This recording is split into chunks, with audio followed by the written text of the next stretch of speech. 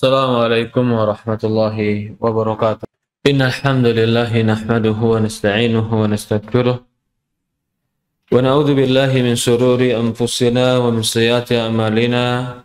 May yahdihillahu fala mudilla lahu wa may yudlil fala hadiya. Asyhadu an la ilaha illallah wahdahu la syarika lah wa asyhadu anna Muhammadan abduhu wa rasuluhu la nabiyya ba'd. Alhamdulillah, segala puja dan puji syukur kita panjatkan hanya kepada Allah Subhanahu wa taala Rabbul alamin.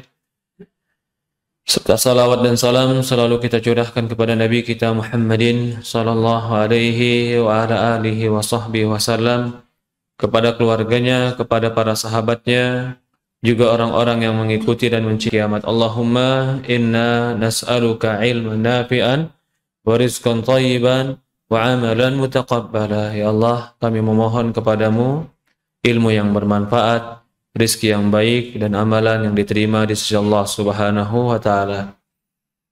Para hadirin jamaah, bapak-bapak dan ibu-ibu, ikhwan dan akhwat yang dimuliakan dan dirahmati oleh Allah Subhanahu wa taala. Insyaallah kita lanjutkan kembali pembahasan kita dari kitab Aqidah Al-Wasithiyah. Sekarang kita sudah masuk kepada iman kepada hari akhir. Sebagaimana sering saya ulang, buku ini kerangkanya adalah kerangka iman kepada Allah, iman kepada malaikat, iman kepada Rasul, iman kepada kutub, kitab-kitabnya, termasuk iman kepada hari akhir. Tapi dia akan membahas lebih rinci atau lebih merinci tentang keimanan tersebut. Beriman kepada rukun iman itu adalah wajib. Mempelajari rukun iman pun wajib. Dan orang-orang yang mengimani rukun iman itu beraneka ragam, bertingkat-tingkat. Semakin rinci keimanan dia terhadap rukun iman, maka semakin sempurna keimanannya di sisi Allah Subhanahu wa taala. Semakin rinci pada Allah Subhanahu wa taala, maka semakin baik dan dia semakin mulia di sisi Allah Subhanahu wa taala. Yarfa'illahu alladhina amanu minkum walladhina utul ilma darajat. Allah Subhanahu wa taala akan mengangkat orang-orang yang yarfa'illahu alladhina amanu, orang beriman di antara kalian dan berilmu, beberapa derajat. Di sini menunjukkan orang berilmu itu enggak satu derajat. Orang beriman juga enggak satu derajat. Ada yang beriman kepada Allah. Iman secara umum, Allah itu ada. Itu iman. Dan itu keimanan yang benar. Tapi keimanan yang umum ini terkadang tidak mengangkat derajat seseorang yang lebih tinggi. Ada yang beriman kepada Allah bukan hanya beriman keberadaan Allah. Dia beriman wa ta'ala, memiliki sifat, memiliki nama. Dia beriman kepada Allah Subhanahu wa taala, Allah yang berhak diibadahi, tidak boleh disekutukan. Ini tentu lebih tinggi derajatnya di sisi Allah Subhanahu wa taala. Maka orang yang beriman dan imannya semakin rinci kepada Allah dan semakin dia meyakini tentang rincian-rincian iman tersebut, semakin Allah angkat derajatnya. Berbeda keadaan orang-orang beriman. Jadi mudah-mudahan kita belajar tentang akidah kita, tentang keimanan kita pada hari ini, mengangkat derajat kita di sisi Allah Subhanahu wa taala. Hari ini pembahasan faslun fil imani bil yaumil akhir. Beriman kepada hari akhir. Kapan dibilang dan dimulai dengan hari akhir? Hari akhir itu adalah hari akhir hidupnya manusia. Dimulai dengan kematian. Jadi kalau dikatakan beriman kepada hari akhir, itu bukan hanya beriman kepada surga dan neraka. Semua kejadian di hari akhir, mulai dicabutnya ruh, sampai nanti dikumpulkan di surga dan dimatikannya kematian, itu namanya beriman kepada hari akhir. Jadi panjang, rinci beriman kepada hari akhir. Sama orang juga kalau dikatakan beriman nggak kamu pada hari akhir, beriman. Tapi seberapa besar imannya dan seberapa rinci imannya. Dari mulai datang malaikat datang kepada orang-orang mukmin yang mau meninggal dengan penampilan yang menyenangkan. Lalu malaikat datang kepada mukmin yang jiwanya tenang, malaikat bilang kepada mukmin, ya ayatuhan nafsul mutmain, wahai jiwa yang tenang, mari kembali kepada Allah. Kau akan diridhoi oleh Allah dan engkau akan mendapatkan apa-apa yang kau ridhoi. Kalau datang malaikat datang ke kita bilangnya kayak gitu, mau ikut atau enggak mau ikut? Irji'i ila rabbiki radiyatan mardiyah. Wahai jiwa yang tenang, ayo kembali kepada Allah. Ngapain? Radiyatan mardiyah. Kau akan ridho dengan pemberian Allah dan Allah akan ridho memberikan segalanya untukmu. Maka di situ jiwa mukmin dia akan rindu kepada Allah dan dia akan mudah dicabut karena dia diajak kepada kebaikan. Maka dikatakan jiwa mukmin ketika dicabut itu adalah mudah dicabutnya. Karena nggak ada pertentangan, nggak ada gejolak, nggak ada tantangan. Tapi kalau jiwa orang kafir disebutkan di Quran juga, datang malaikat kepada orang kafir. Begitu malaikat datang langsung dengan penampilan yang menyeramkan. Lalu malaikat ini bilang sama dia, yadribuna wujuhahum wa adbarahum, sambil menampari dan memukuli pantat dia, keluar kamu. Ayo ikut aku. Kemana? Ke neraka Allah. Allah sedang berikan hukuman untukmu. Mau keluar nggak dia? Gak bakalan mau keluar. Maka itu Allah umpamakan orang kafir itu sulit keluarnya. Karena gejolak dan pertentangan dalam dirinya pun sangat besar. Akhirnya malaikat menyambutnya dengan keras. Wan-nazi'ati gharqa wan-nashitati nashta. Demi malaikat yang menyambut dengan lembut dan demi malaikat yang menyambut dengan keras.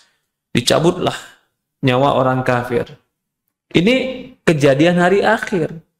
Maka Allah katakan dalam Al-Quran, walau tara, seandainya kalian melihat bagaimana malaikat itu memukuli dan menampari orang-orang kafir ketika mereka ingin mati. Malaikat akan memukuli mereka, yatribuna wujuhahum wa adbarahum. Tapi kalau orang mukmin, malaikat datang dalam keadaan tenang, malaikat datang dalam keadaan baik, malaikat datang menawarkan kebaikan. Ya Tuhan nafsul mutmain, wahai jiwa yang tenang, irji'i ila rabbiki radiyatan mardiyah. Ini beriman kepada hari akhir. Belum sampai di situ, nanti kita bahas di sini. Maka akan diceritakan tentang iman kepada hari akhir. Faslun minal imani bil yaumil akhir. Pembahasan di antara termasuk beriman kepada hari akhir, imanu bi kulli ma akhbara bihin nabi. Beriman dengan semua yang dikabarkan oleh Nabi sallallahu alaihi wasallam, mimma yakunu ba'dal maut, apapun yang terjadi setelah kematian. Jadi orang mukmin itu dengan kabar Rasulullah SAW beriman. Karena ada sebagian kelompok orang yang nggak beriman dengan siksa kubur. Kalau dibilang dan ditanya sama mereka, percaya nggak kamu dengan hari akhir? Saya percaya ada surga dan neraka. Saya percaya ada tentang kehidupan wa ta'ala. Tapi dia nggak percaya dengan siksa kubur. Lah berarti keimanan dia kepada hari akhir tidak sempurna. Apa argumen mereka yang mengatakan tidak percaya dengan siksa kubur? Salah satu argumennya adalah tidak ada di Quran. Apa katanya? Tidak ada di Quran. Padahal di Al-Quran itu ada. Di Al-Quran ada. Wa man a'rada an dzikri fa inna lahu ma'isyatan dhanka. Barang siapa yang berpaling dari mengingat aku, kata Allah, maka dia akan diberikan kehidupan yang sempit. Lihat tafsir para ulama Ahlus Sunnah wal Jamaah, ma'isyatan dhanka diartikan kehidupan yang sempit di alam kuburnya. Juga dalam surat Yasin, wa min khalfihim syadda. Di depan mereka ada tembok, di belakang mereka ada tembok. Lihat tafsir para ulama Ahlus Sunnah wal Jamaah. Dimaksudnya di mana? Di alam kubur. Juga Allah mengatakan wa min waraihim barzakhun ila yaumi yub'atsun. Kata Allah Subhanahu wa taala, dan di belakang mereka ada alam barzakh. Alam barzakh itu alam pemisah antara dunia dan akhirat, maksudnya ada alam pemisah, alam barzakh. Lihat tafsir Ibnu Katsir, lihat tafsir ulama Ahlussunnah wal Jamaah, apa yang dimaksud barzakh. Mereka mengartikan barzakh, bahkan ini penafsiran para sahabat, lah alam kubur. Ini dalil-dalil bahwasannya alam kubur itu ada. Belum lagi dari hadis Rasulullah.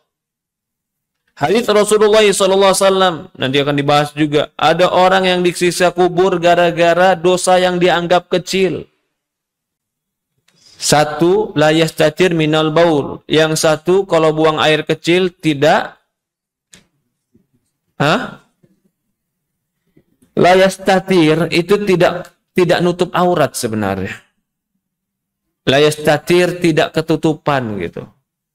Jadi hati-hati ini. Iya, laki-laki biasanya kamar mandi yang berdiri itu buangnya kurang baik dalam menjaga auratnya. Yang kedua, kana yamshi binamimah. Yang kedua, disiksa kubur karena suka ngadu domba. Hadis ini menunjukkan bahwasannya adanya orang yang disiksa kubur, dan Rasulullah SAW, hadis Bukhari Muslim mengatakan, fa innahuma la yu'adzaban. Sesungguhnya keduanya sedang diazab. Berarti ada azab kubur. Lah apa dalih mereka, argumen mereka yang mengatakan beriman kepada hari akhir tapi nggak beriman kepada siksa kubur? Tadi kita bilang, dalilnya kata mereka nggak ada di Quran. Nggak ada menurut mereka, menurut versi mereka. Padahal kalau kita lihat kepada versinya para sahabat, barzakhun ila yaumi yub'atsun, barzakh adalah siksa dan nikmat kubur. Ini pentingnya, ada Quran, ambillah dengan pemahaman sahabat. Dan ini sekarang tersebar. Di zaman sekarang ada beberapa para ustadz yang mengaku Islam dan Ahlussunnah wal Jamaah, tapi begitu berbicara tentang siksa kubur, kata dia nggak masuk akal. Dia tolak. Pertanyaan kita, apakah kau beriman dengan hari akhir? Beriman, kata dia. Lalu kenapa tidak beriman dengan siksa kubur? Dia tidak beriman secara utuh. Dia beriman sebagian dan tidak beriman dengan sebagian.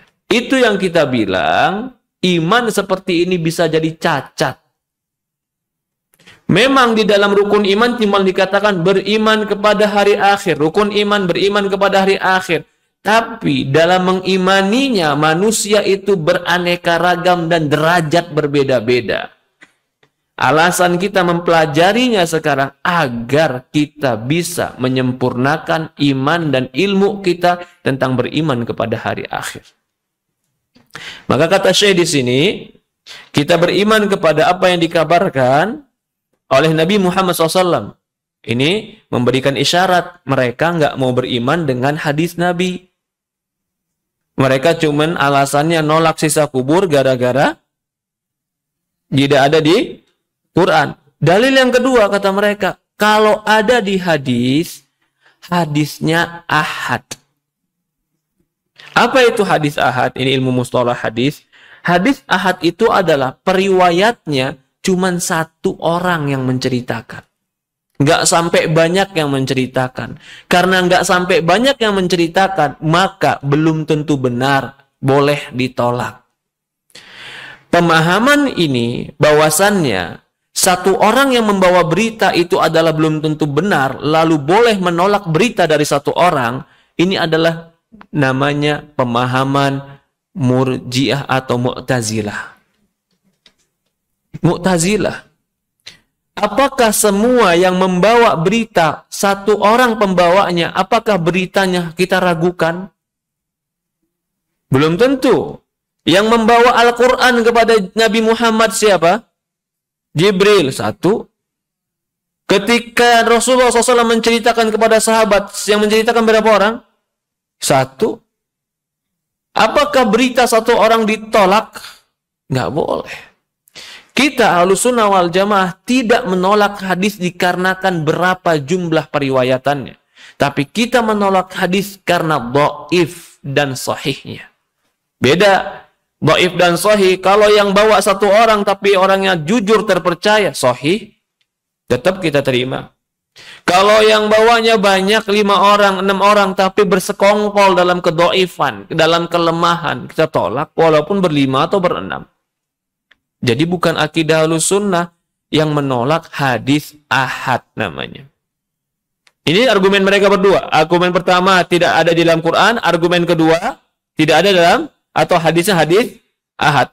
Al-Quran sudah kita bantah. Kita bilang ada di Quran dengan pemahaman Abdullah bin Abbas, barzakh itu adalah alam kubur. Kenapa kamu menolak pemahaman para sahabat? Sementara sahabat langsung belajar ke Rasulullah menafsirkan Quran.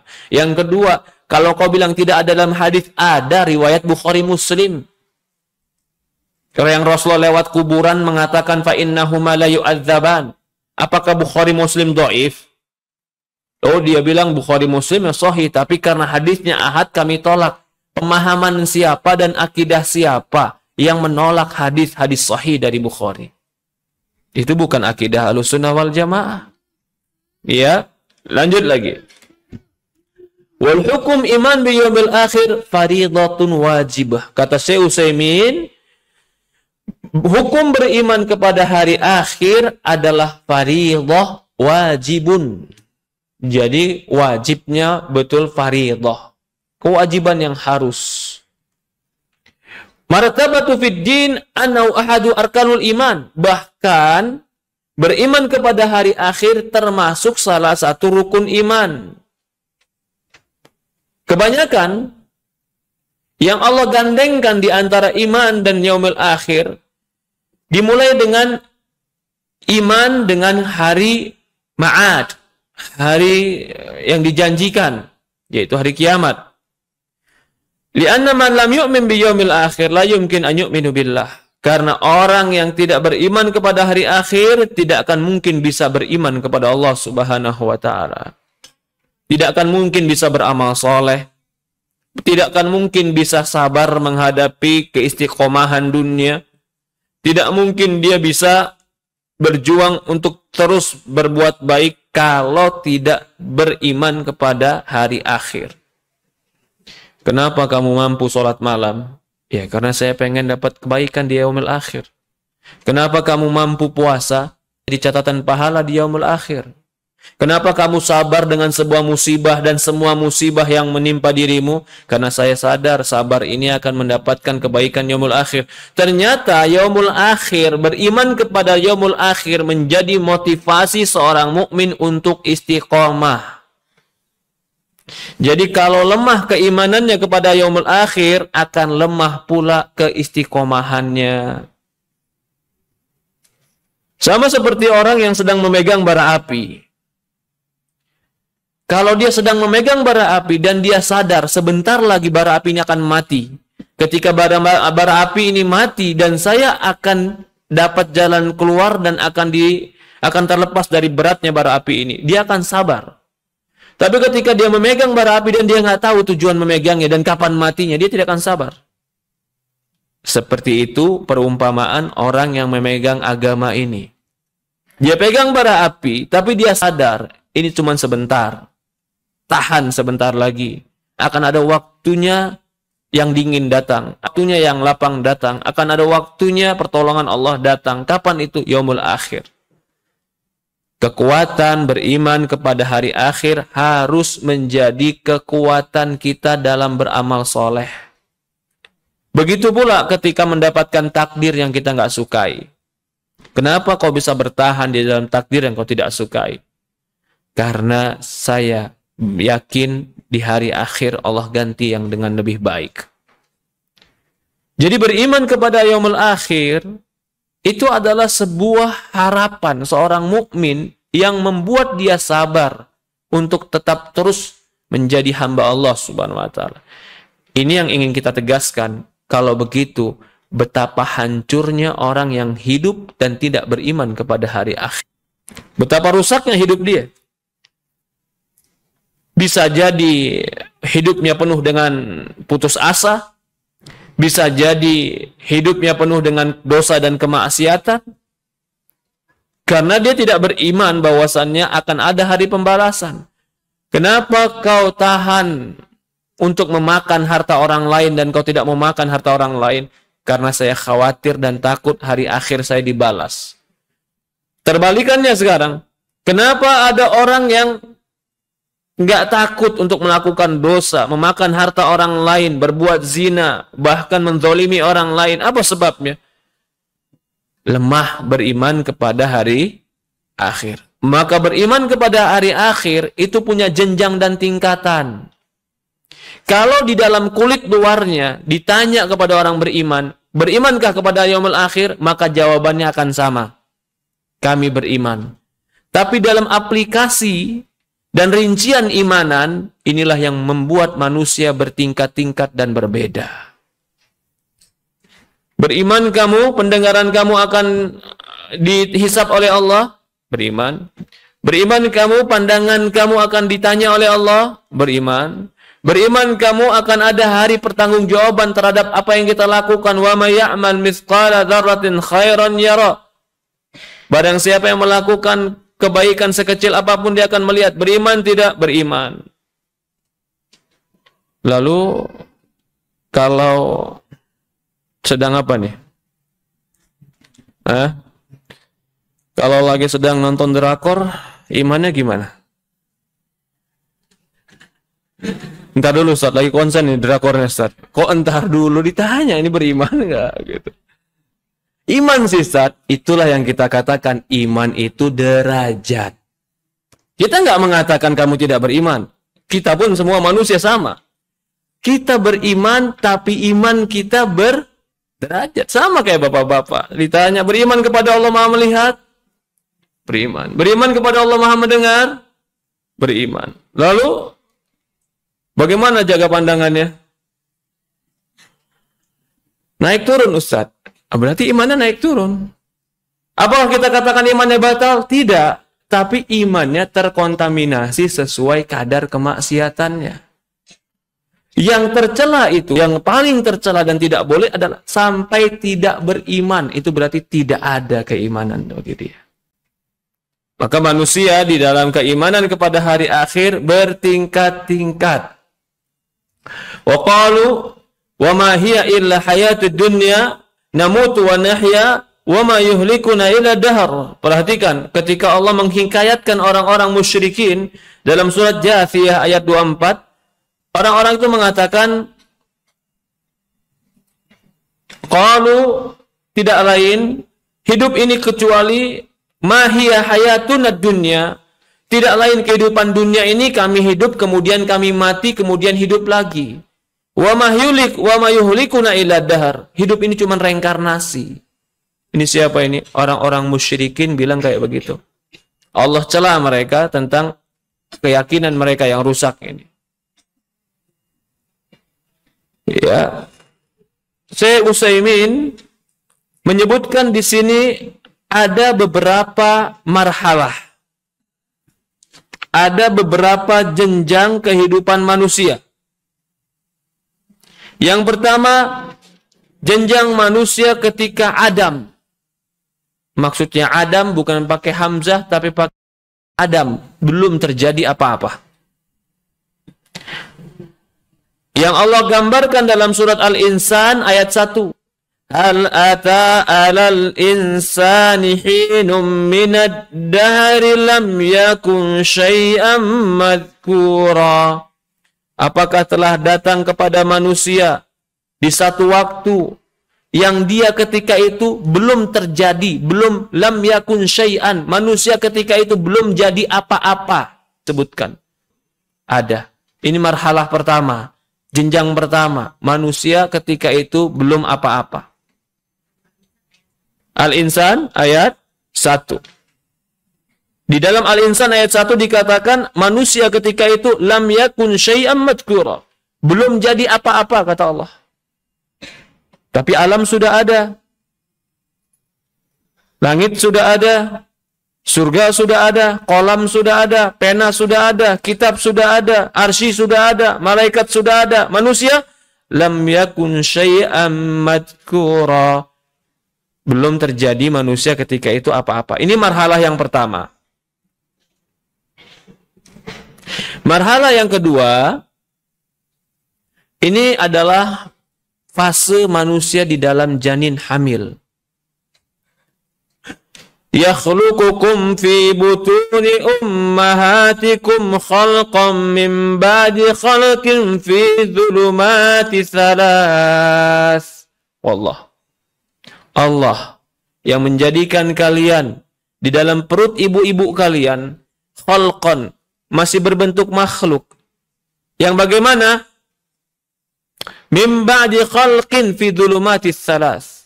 Yang kalian berada pada 3 kegelapan. Ternyata di dalam perut manusia ada 3 fase. Ini perut di dalam hamil ya.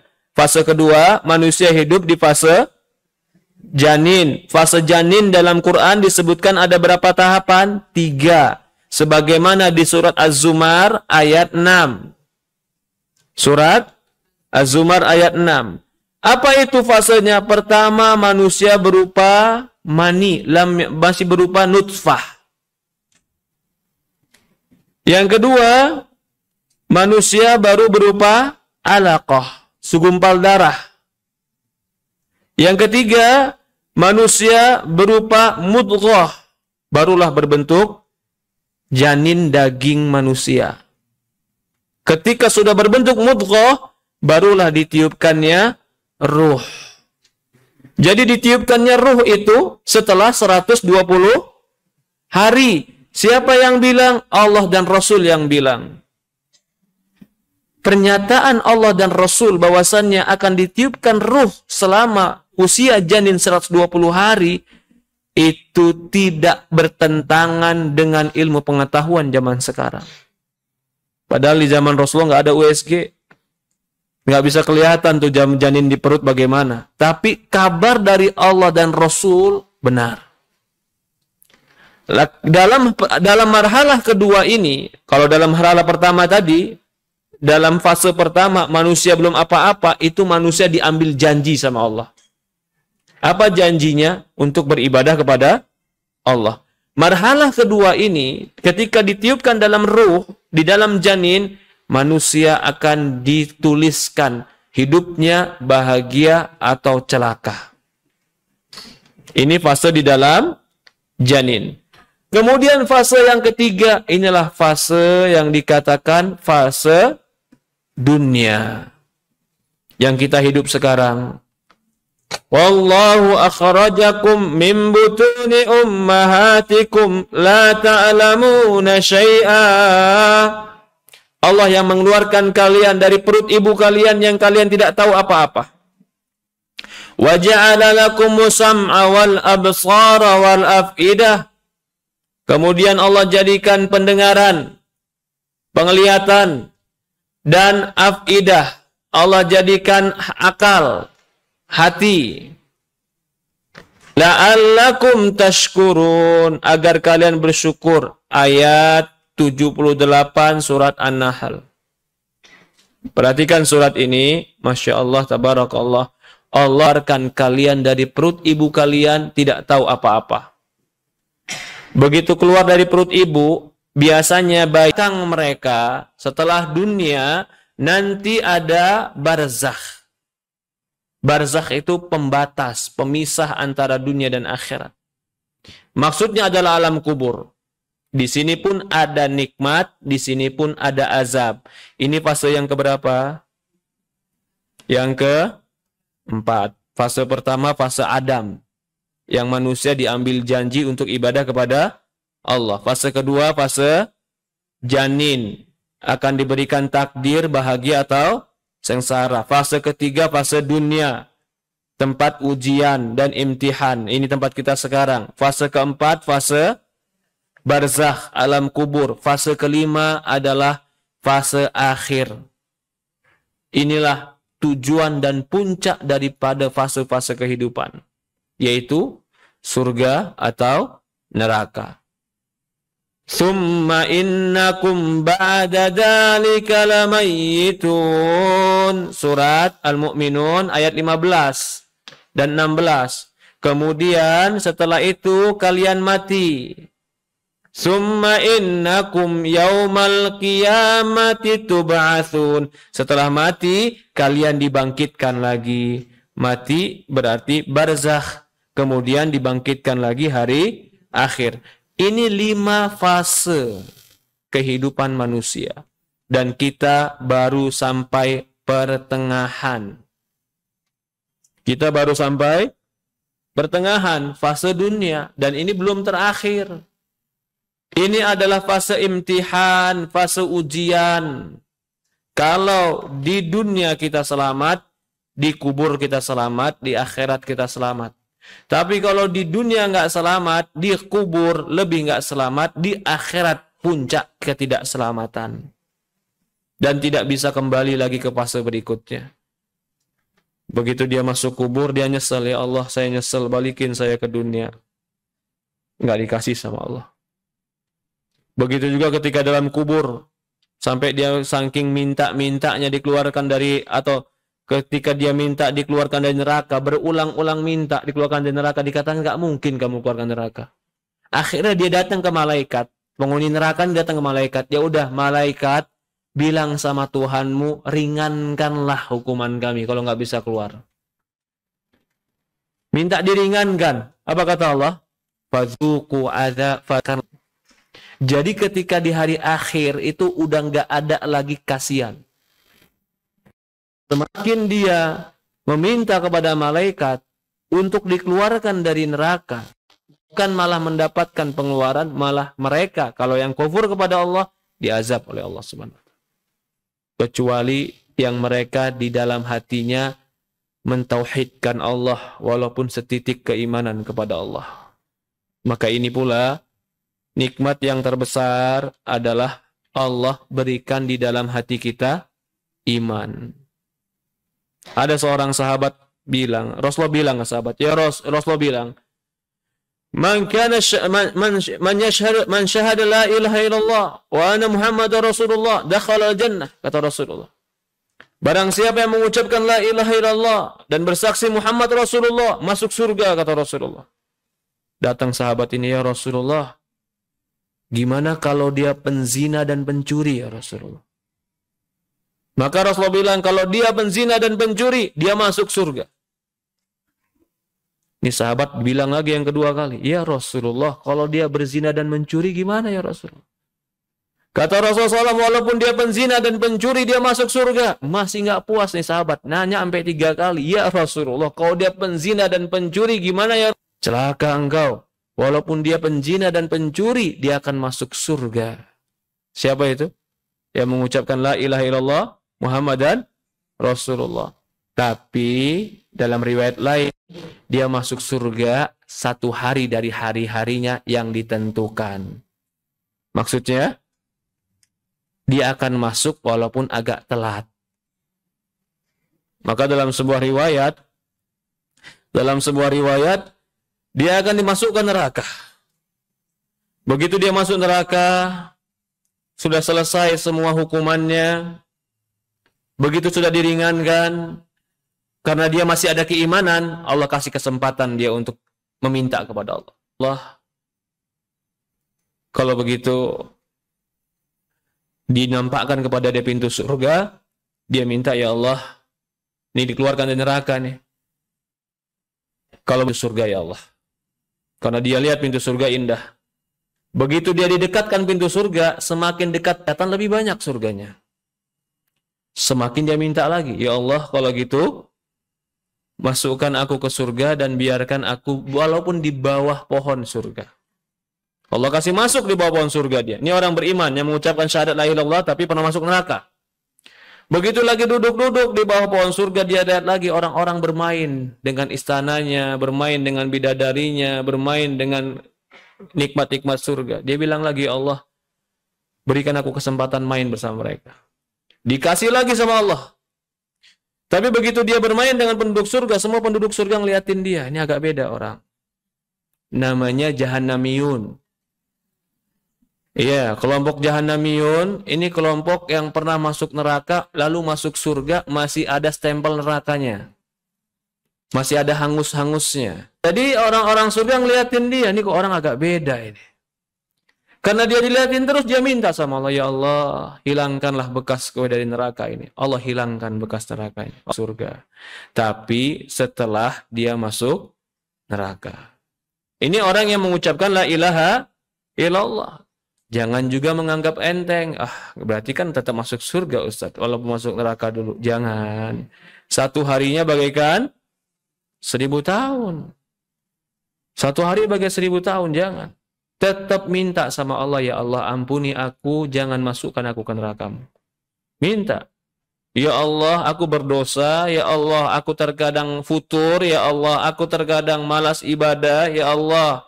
Tapi aku mohon kepadamu, ajirni minan nar. Jaga dan lindungi aku dari azab api neraka-Mu. Ini 5 marhalah. Yang berikutnya, wal imanu bi kulli ma akhbara bihi nabi mimma yakunu ba'dal maut. Dan beriman kepada apa yang dikabarkan Nabi tentang segala sesuatu setelah kematian. Yu'minuna bi fitnatil qubur wa adzabil qubur wa na'imuhu. Masuk poinnya. Beriman kepada fitnah kubur, azab kubur, dan nikmat kubur. Apa bedanya fitnah dengan azab? Fitnah itu adalah ujian, pertanyaan, atau ujian tadi, imtihan. Itu namanya fitnah. Harta itu fitnah. Bukan dia jelek, tapi dia akan menguji. Coba saja. Mau uji teman? Mau nguji teman? Kasih duit. Kasih duit 1 juta, 2 juta, 3 juta, 4 juta. Kelihatan tuh. Dibalikin apa enggak? Karena memang fitnah. Itu ujian. Mau ngeliat teman? Lagi susah. Usaha bareng. Komitmen dia. Begitu usahanya mulai maju, dia mulai mikir ekspansi. Ini usaha gimana kalau saya kuasain sendiri dan teman saya depak. Itu fitnah namanya. Karena menguji dan akan melihat karakteristik seseorang. Yang menjadi fitnah itu terkadang harta. Itu terkadang jabatan. Itu terkadang laki-laki fitnahnya adalah wanita. Kalau wanita fitnahnya adalah harta. Dan laki-laki suka cari harta. Jadi antara wanita dan laki-laki saling memfitnah sebenarnya. Subhanallah. Saling memfitnah sebenarnya. Ya. Itu dikatakan fitnah. Fitnah itu ujian. Innama amwalakum wa auladakum fitnah. Sesungguhnya harta kalian dan anak kalian fitnah. Apa itu? Menguji karakteristik iman kalian. Kalau harta ternyata digunakan untuk memfasilitasi ibadah kepada Allah, dia lulus ujiannya. Kalau anak ternyata dia gunakan, bahkan dia ajari untuk taat kepada Allah, dia lulus ujiannya. Tapi kalau harta ternyata dia gunakan untuk kemaksiatan, untuk berbuat dosa, untuk melupakan Allah, maka dia tidak lulus ujiannya. Begitulah manusia pula di dalam kubur, yuftanuna fi kuburihim. Manusia akan difitnah, diberikan ujian dalam kuburnya. Ya.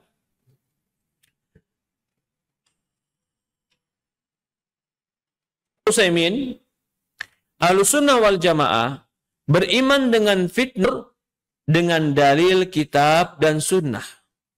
Ini Ahlussunnah beriman dengan dalil Alkitab dan sunnah. Adapun dalil kitab, Allah berfirman pada surat Ibrahim ayat 27. Kata Allah Subhanahu wa taala dalam surat Ibrahim ayat 27, Yuthabbitullahu alladhina amanu biqaulis tsabit fil hayatid dunya wa fil akhirah. Allah mengokohkan orang-orang beriman dengan ucapan yang kokoh di kehidupan dunia dan akhirat. Yang dimaksud di sini adalah Allah mengokohkan dia ketika difitnah dan ditanya dalam kuburnya. Kapan itu fitnah dunia? Kapan itu fitnah akhirah? Kapan Allah kokohkan dia? Ketika ingin meninggal, dia kokoh mengucapkan la ilaha illallah. Ketika sudah meninggal, Allah kokohkan dia untuk jawab malaikat. Man rabbuka wa madinuka wa man nabiyuka. Yusabbitullahu alladhina amanu. Allah kokohkan dia dengan ucapan yang kokoh. Sebagaimana dalam hadis Bukhari dan Muslim dari Bara' bin Azib. Adapun dalil sunnah, dalil dari hadis, bahwasannya manusia akan diuji dan difitnah dalam kuburnya, Rasulullah mengatakan dalam hadis riwayat Bukhari dan Muslim, "Innahu qad uhiya ilayya annakum tuftanuna fi kuburikum."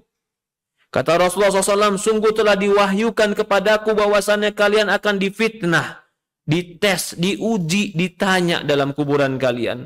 Qariban minal fitnatid dajjal, yang ujiannya itu mirip dan mendekati fitnah dajjal. Fitnah dajjal hampir banyak orang nggak bisa lolos dari fitnah dajjal. Karena dajjal bisa melakukan sesuatu yang di luar kemampuan manusia sampai manusia percaya bahwasannya Tuhan. Rasulullah katakan fitnah kubur itu beratnya mirip dengan fitnah dajjal. Orang hampir nggak bisa lulus dari fitnah itu. Maka dari ini, ya dalam hadis riwayat Muslim, Rasulullah mengatakan, "Ma baina khalqi Adam ila yaumil sa'a amrun akbaru min dajjal." Tidak ada perkara yang paling besar ujiannya semenjak Allah ciptakan Adam sampai hari bagaimana besarnya perkara dajjal. Ini dalil dari sunnah Rasulullah SAW. Juga tadi di surat Mu'minun yang kita bacakan tadi, wa min waraihi barzakhun ila yaumi yub'atsun, surat Mu'minun ayat 100.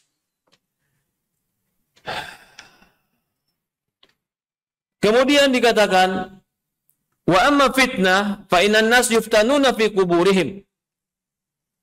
Adapun fitnah, maka manusia difitnah dalam kuburan mereka. Nah, ini fitnah bahasa kita tadi apa? Diuji, di ujian.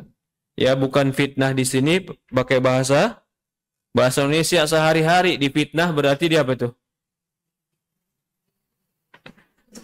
Dituduh atau diadu domba, begitu ya?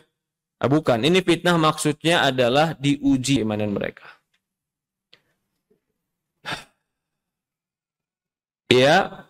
Kemudian fa inna nas yuftanuna fi kuburihim. Manusia akan diuji dalam kuburan-kuburan mereka.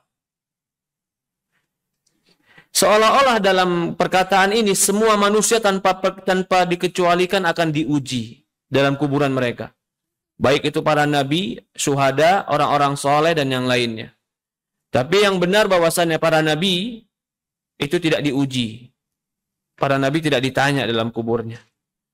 Karena nabi itu afdol syuhada.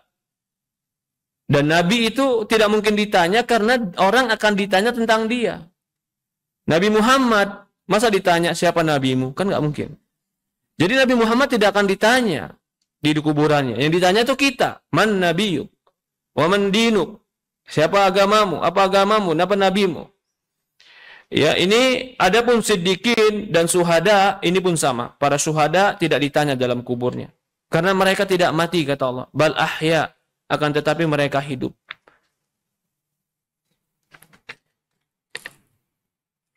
Kemudian berikutnya dikatakan fayuqalu lirrajul, akan dikatakan pada seseorang. Yang dimaksud seseorang di sini adalah orang dalam kubur. Man rabbuka, akan ditanya pada dia, man rabbuka wa madinuka wa man nabiyuka. Yuthabbitullahu alladhina amanu biqawli tsabit fil hayati dunya fil akhirah. Di dalam Al-Qur'an surat Ghafir ayat 46. Surat Ghafir ayat 46, Allah Subhanahu wa taala menceritakan bahwasannya pasukan Firaun itu akan diazab pagi dan sore. Apa kaitannya dengan siksa kubur? Ini kaitannya adalah Mereka akan ditanya dan diazab pagi dan sore berada dalam kuburan mereka. Surat Ghafir ayat 4:6. An-naru yu'raduna 'alaiha ghuduwan wa 'ashiyya. Api neraka itu akan terus dinampakkan. Yu'radun, dinampakkan, disodorkan kepada mereka. Sampai kapan? Yauma taqumus saah, sampai hari kiamat. Jadi pagi dan sore mereka disodorkan api neraka. Siapa ini? Keluarganya. Maksudnya pasukannya Fir'aun. Sampai hari kiamat barulah dikatakan kepada dia, adkhilu ala fir'auna asyaddal adzab. Kalau sudah hari dikatakan pada mereka, masuklah kalian semuanya ke azab yang paling besar, yang paling dahsyat. Berarti ini kejadian mereka dinampakkan dan disodorkan api neraka sebelum hari kiamat. Pertanyaannya kapan? Jawabannya adalah itu ketika mereka mati. Sebelum hari kiamat, jadi Fir'aun ini tetap tiap pagi dan sore disodorkan api sama dia, sama Allah Subhanahu wa taala. Sampai kapan? Sampai yaumul kiamah. Allahu Akbar. Padahal Fir'aun sudah hidup lebih daripada 2000 tahun sebelum Masehi. Atau sekitar itu, 1000 atau sebelum Masehi, 1500 sebelum Masehi. Sekarang sudah tahun 2000. Berarti sudah 3500 tahun setiap pagi dan sore dia dinampakkan api neraka. Di sini pun dalil bahwasannya bukan berarti orang yang tidak dikubur nggak dapat siksa kubur. Pertanyaan sekarang, di mana jasad Fir'aun? Jasad Fir'aun itu nggak dikubur, kena laut, lalu dia tenggelam di laut dan mati di laut. Sampai sekarang akhirnya dimumikan dan masih ada jasad Fir'aun. Lalu kata Allah akan nampakkan kepada mereka, kelompoknya Fir'aun ini api siang dan malam. Maksudnya adalah kematian atau siksa ketika mereka mati sebelum hari kiamat. Berarti walaupun mereka tidak berada di kuburan, tapi mereka tetap dapat siksa ini. Jadi jangan orang bermain-main. Oh gitu Ustaz. Gimana kalau saya nggak usah dikuburin Ustaz? Nih Fir'aun. Fir'aun nggak dikuburin tetap. Allah bilang dalam Al-Quran surat Ghafir ayat 46. Kami sodorkan pagi dan sore api untuk mereka. Sampai kapan? Hatta sampai datang hari kiamat. Yauma taqumus sa'at khilu. Kalau sudah datang hari kiamat, masukkan. Siapa yang dimasukkan? Fir'aun dan keluarganya. Adkhilu ala fir'auna asyaddal adzab. Jadi nggak ada. Jadi kalau orang tanya, gimana Ustadz kalau orang mati dimakan ikan sampai tercabik-cabik, ada nggak azabnya? Ada tetap. Nggak ada orang yang bisa menghindar daripada fitnah kubur, nggak ada. Sampai ada orang yang di dalam kisah mewasiatkan kepada anak-anaknya, kalau aku mati nanti, bakar aku dan lempar debuku ke lautan samudra. Dia menyangka bahwasannya dengan perbuatan itu tidak akan difitnah dalam kuburnya. Ternyata Allah kumpulkan jasadnya dan jadi fitnah dan tetap ditanya oleh Allah Subhanahu wa taala. Ya, ini dalil surat Ghafir ayat 46, dalil bahwasannya adanya siksa kubur. Juga surat Fussilat ayat 30. Tentang orang beriman ini. Kalau Fussilat 30 tentang orang beriman. Innal ladzina qalu rabbuna Allah tsumma istaqamu tatazzal alaihimul malaikatu alla takhafu wa la tahzanu wa abshiru bil jannati allati kuntum tu'adun. Fussilat ayat 30. Ini tentang orang-orang beriman.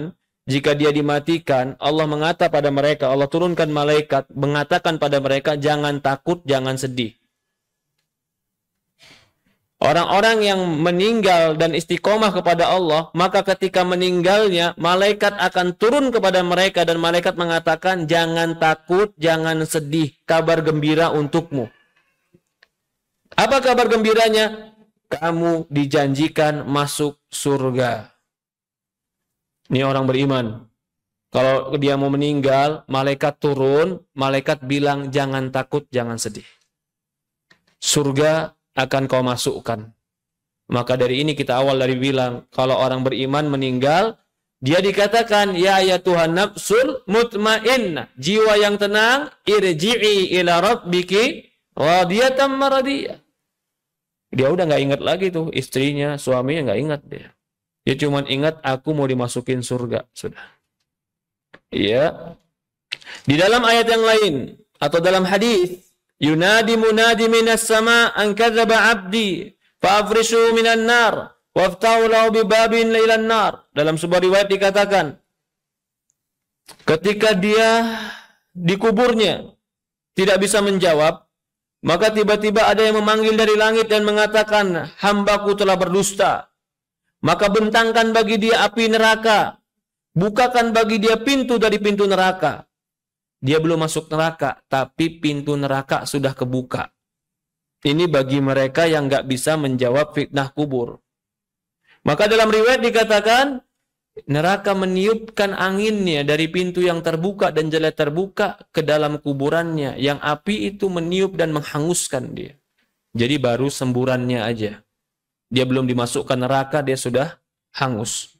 Kemudian memanggil suara dari langit mengatakan, shadaqa abdi, hambaku telah benar.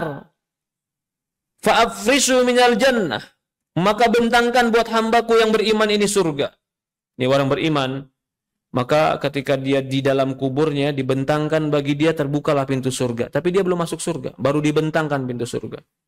Akhirnya pintu surga tadi terbuka, meniupkan angin. Anginnya tertiup ke kuburannya, dikatakan afrishu. Tidurlah engkau, dan terbentanglah buat dia kuburannya. Sampai di akhirat tidur bagaikan tidurnya, kata Rasulullah SAW, bagaikan tidurnya malam pengantin. Rasulullah bilang. Nanti dibangkitkan ketika dibangkitkan yaumul qiyamah. Adapun orang yang kufur tadi, ketika pertanyaannya ruhnya naik ke atas, dikatakan lemparkan dia. Nggak diterima ruhnya di langit, dilemparkan lagi ke bumi. Begitu di bumi, bukakan pintu neraka. Dibukakan, ditiupkan pintu neraka. Api neraka yang menghembus itu panas, ke kuburannya menghanguskan dia. Lalu kalau kuat ingin keluar ke lubang ini, maka tidak bisa keluar ke lubang ini sampai mereka dua hancur dan meleleh. Ditanya sama Rasulullah, ya Rasulullah, Rasulullah bertanya pada malaikat, siapa orang berdua ini yang dihancurkan di dalam tanur ini? Ini adalah laki-laki penzina dan perempuan yang berzina. Dua-duanya dimasukkan di situ. Ada juga orang yang berenang dengan air darah. Setiap dia mau berhenti dan dia mau minggir ke sungai karena dia letih berenang, dilempari agar dia tetap terus berenang di sungai darah. Ditanya lagi sama Rasul, siapa mereka ini? Orang ini adalah lintah darat. Siapa itu? Yang suka makan riba.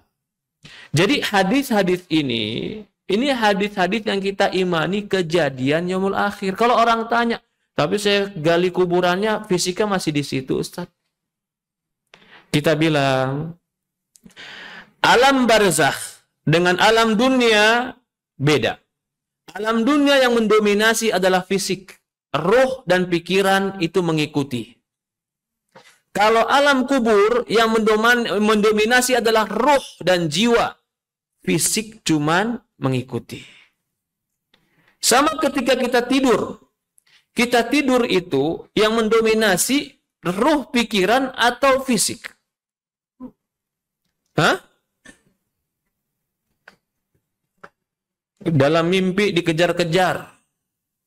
Fisiknya padahal tidur. Bangun tidur capek. Yang dikejar tadi fisik atau ruh? Tidur saja mendominasi itu ruh dan pikiran. Dalam alam kubur pun sama. Yang mendominasi itu adalah ruh, jiwa dan pikiran. Jadi bukan fisik. Walaupun fisik tetap. Kita lihat juga. Terbukti ada fisik-fisik yang langsung hangus dibakar oleh Allah Subhanahu wa Ta'ala. Jadi alasan-alasan mereka yang menolak tentang fitnah kubur dan tidak percaya dengan fitnah kubur, kita katakan percayalah dengan fitnah kubur. Kamu percaya dengan fitnah kubur nggak bakalan rugi karena itu kewajiban dan kebenaran. Tapi kamu nggak percaya dengan fitnah kubur, tiba-tiba ternyata benar ada fitnah kubur, kamu nggak bisa balik lagi ke episode dunia. Yang ada cuma nyesel dan nggak bisa berbuat apa-apa. Ini beriman dengan fitnah kubur itu ibadah yang letaknya di hati. Bisa lebih afdol daripada sholat malam. Sholat malam apa hukumnya? Qiyamul lail apa hukumnya? Beriman kepada siksa kubur hukumnya wajib. Yang wajib bisa lebih afdol dan lebih baik daripada yang sunnah. Jadi ini alasan juga belajar ilmu agama kadang-kadang lebih wajib daripada ibadah sunnah. Karena berbicara tentang keimanan kepada Allah Subhanahu wa taala. Lanjut lagi. Ya. Kemudian dikatakan man rabbuka? Siapa nabimu? Wa madinuka? Apa agamamu?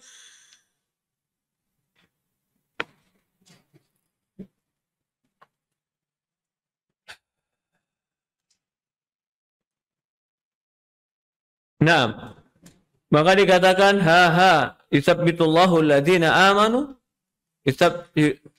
yusabbitullahu alladhina amanu biqawli tsabit fil hayati dunya fil akhirah.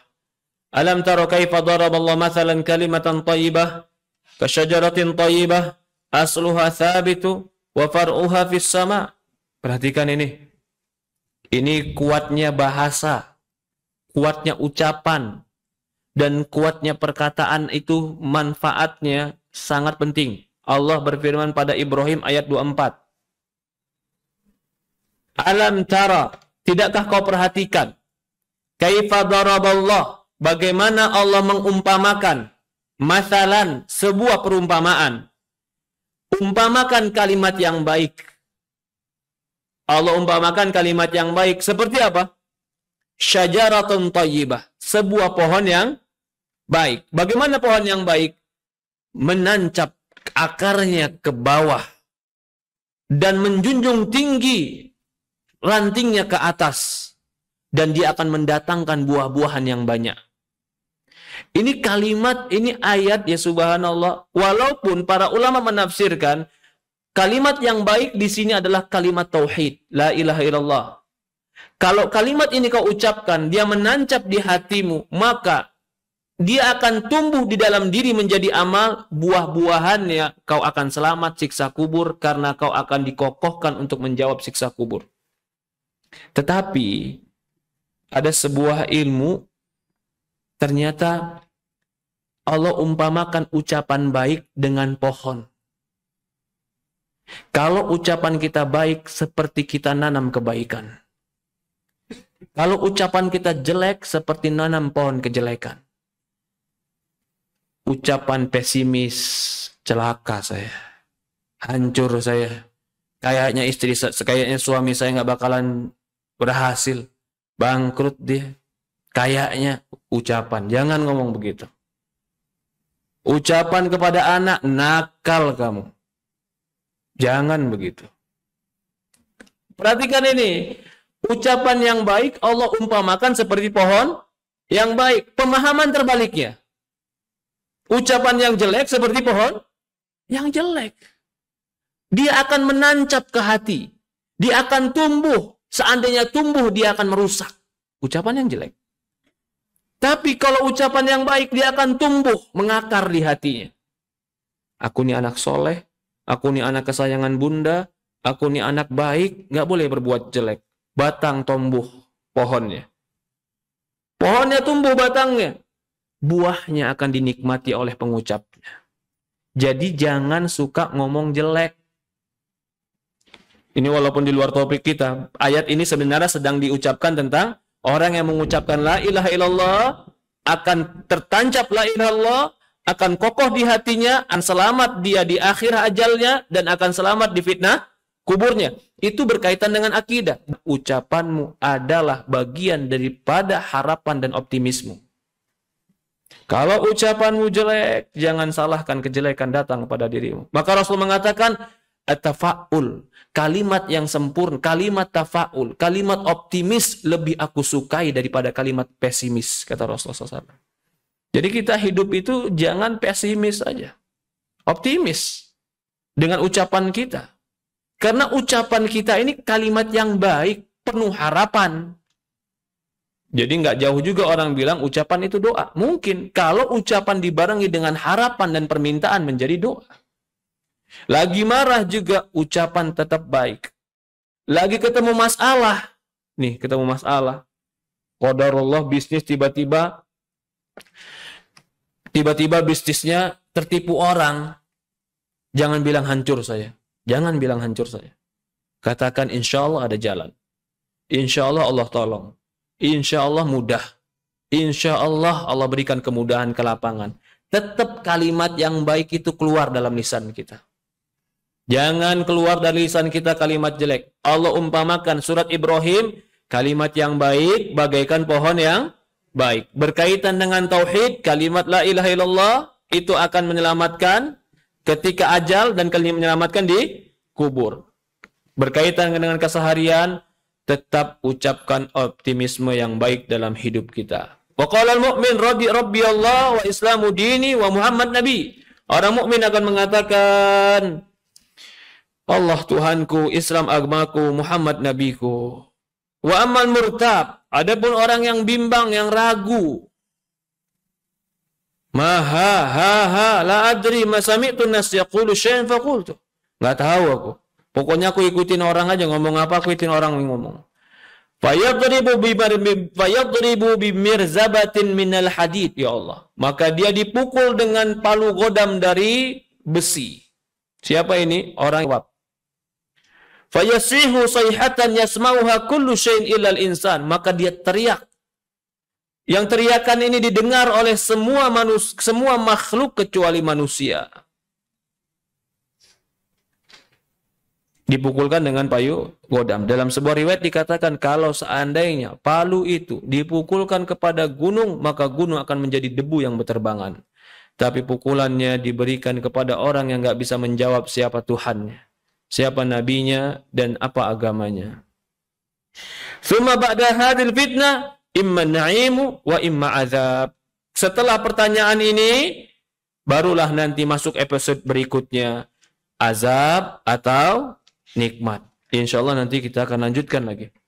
Ya, banyak sebenarnya hadis-hadis yang berkaitan dengan fitnah dan siksa kubur. Di antaranya juga adalah datang malaikat yang berpenampilan baik. Penampilannya baik, wangi, harum. Dia tanya, siapa engkau? Dia bilang, aku ini amalmu. Aku ini amalmu. Maka ditanya, siapa Rabbmu? Sampai dia bisa menjawabnya. Lalu kata Allah, katakan, bentangkan bagi dia ke lapangan, bukakan pintu surga bagi dia, tiupkan angin surga bagi dia, tidurkan dia. Tapi orang yang berikut datang kepada dia orang yang sangat menakutkan, menjijikkan, baunya bau busuk. Ditanya, siapa engkau? Dia berada di tempat yang sempit, di ruangan yang sempit dan gelap, didatangi dengan makhluk yang menjijikkan dan menakutkan, membawa palu yang sangat besar. Dia tanya, siapa engkau? Dia bilang, aku amalmu. Dia takut. Sambil dia duduk, akhirnya ditanya, man rabbuka wa ma dinuka wa ma nabiyuka. Allahu alam. Ya, mungkin ini bisa kita bahas. Ada pertanyaan, tafadhol, dipersilahkan. Maka pertemuan akan datang masih berkaitan dengan beriman kepada hari akhir. Ini fitnah kubur ya.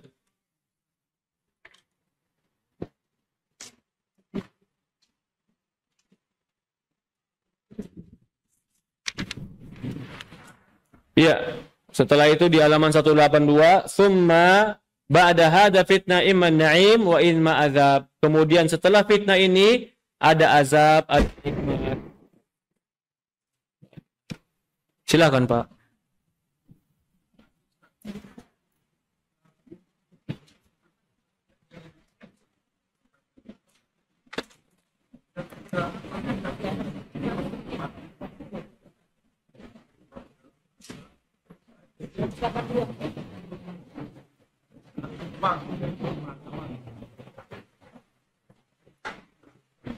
Ada mic-nya, Pak, tolong. Ada air hujan soalnya saya nggak terlalu terdengar ini.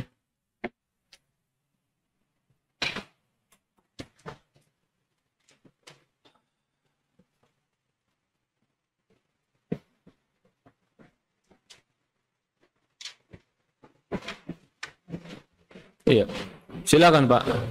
Ya, terima kasih Ustaz. Barusan yang kita ikuti kajian dari Ustaz ini, kita mengatur tentang rukun iman. Rukun iman. Boleh dikatakan dalam istilah ini adalah rukman. Jadi kalau kita tadi mendengar penjelasan Ustaz itu kan secara alat yang kita punya saat sekarang ini di dunia itu hampir mustahil, Ustaz. Artinya peristiwa-peristiwa yang tadi disampaikan itu kan apa siksaan-siksaan itu kedamaian atau kebahagiaan yang didapatkan penalaran kita dan disampaikan juga di sini adalah sesuatu yang hampir mustahil tidak bisa takut, tidak bisa menangis. Maksudnya begini, apakah nilai iman kita ini itu seperti apa tingkatannya? Seperti tadi disampaikan, iman yang pas atau iman yang penuh ketakutan atau iman yang penuh keterpaksaan. Nah ini bagaimana Ustaz menanggapi tiga hal keimanan yang tadi saya sampaikan? Pertama, saya jawab, tidak ada yang muskil kalau kabar dari Rasulullah SAW. Oke? Karena ketika orang musyrikin dikabarkan oleh Rasulullah bahwasannya aku pergi ke Aqsa, muskil kata dia. Kamu ke Aqsa, kami ke Aqsa sebulan bolak-balik belum tentu nyampe. Bagi kaum mukminin kata Abu Bakar ketika itu, kalau seandainya Rasulullah mengabarkan sesuatu dan mataku melihat sesuatu yang berbeda, aku akan katakan mataku berdusta dan Rasulullah yang benar. Ini derajat Abu Bakar, Pak. Jadi kalau dibilang karena muskil itu maksudnya adalah sesuatu yang bermasalah, itu muskil. Kita itu apa yang dikabarkan oleh Rasulullah adalah sami'na wa ta'na.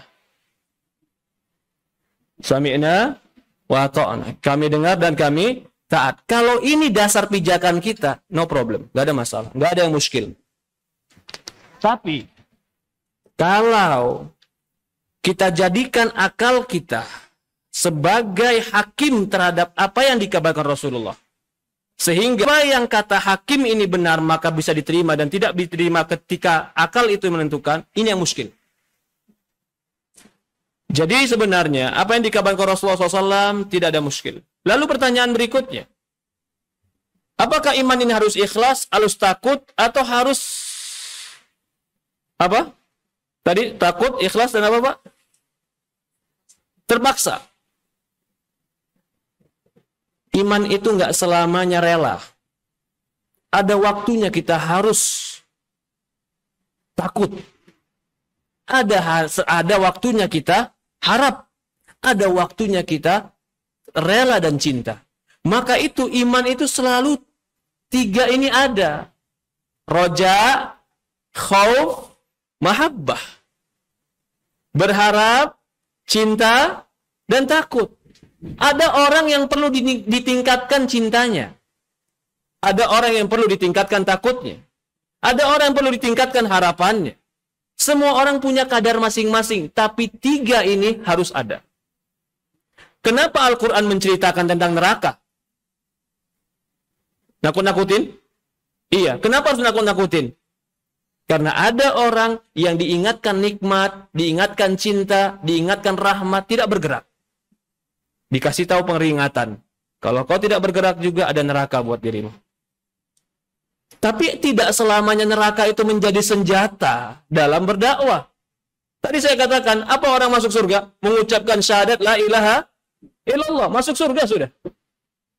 Sampai walaupun berzina, walaupun mencuri masuk surga. Masuk dia. Itu takut atau rahmat, Pak? Rahmat. Tapi kalau akan dia masuk neraka dulu, kemudian masuk surga, besok, yang penting saya udah syahadat, Ustaz. Saya walaupun mencuri, walaupun saya berzina, saya sudah bersyahadat. Orang kayak begini, nggak pantas rahmat dibesarkan. Yang perlu bagi dia adalah takut yang dibesarkan. Tapi kalau orang yang sudah takutnya besar, katakanlah, jangan putus asa. Allah Maha Pengampun, Allah Maha Pemaaf. Kamu nggak pernah bunuh 100 jiwa. Orang yang bunuh 100 jiwa saja Allah ampuni. Bahkan ada sebuah hadis, Pak. Suatu hari ada seorang sahabat datang ke Rasulullah, celaka aku. Kenapa kau celaka? Ya Rasulullah, aku ketemu perempuan, maaf, kucium dan kurabah. Celaka aku ya Rasulullah. Rasulullah bilang sama dia lagi, kamu sudah sholat 5 waktu? Sudah ya Rasulullah, sudah pulang. Allah ampuni engkau. Kalau hadis ini kita kasih ke anak muda zaman sekarang, tanpa kita sebutkan tentang ada hukuman orang yang berzina, kira-kira apa yang terjadi? Maka itu perlunya terkadang menggabungkan 3 hal. Cinta, itu kerelaan dan keridhaan. Takut, itulah ancaman. Harapan, itulah rahmat yang Allah berikan. 3 ini harus seimbang dalam diri kita. Ya. Sama satu hadis lagi. Rasulullah pernah mengatakan, ya, orang yang mengucapkan la ilaha illallah akan masuk surga ala makana minal amal. Enggak peduli amal apa yang pernah dia kerjakan. Dia pokoknya pernah mengucapkan la ilaha illallah, dia masuk surga tanpa peduli apa yang dia pernah kerjakan, dosanya. Ketika itu sahabat bertanya, ya Rasulullah, boleh enggak hadis ini kukabarkan kepada teman-temanku? Kan hadisnya bahagia sekali. Mengucapkan la ilaha illallah masuk surga. Walaupun apa dosa yang pernah dilakukan. Kata Rasulullah, la tukhbiruhum. Jangan kabarkan sekarang. Fayattakilu. Nanti mereka akhirnya bergampang-gampangan. Berarti apakah Rasulullah SAW tidak mendahulukan rahmat? Bukan. Berbicara sesuai porsinya. Berbicara sesuai porsinya. Jadi, kalau ditanya apakah iman itu takut, apakah iman itu rahmat, apakah iman itu ikhlas, gabungkan semuanya. Iman harus ada di dalamnya. Maka Imam Ibnu Qayyim menyebutkan antara takut, harapan, dan cinta bagaikan kepala dan 2 sayap. Tidak akan bisa terbang menuju Allah kalau hanya dengan cinta, tanpa takut. Karena diri terkadang butuh dicambuk.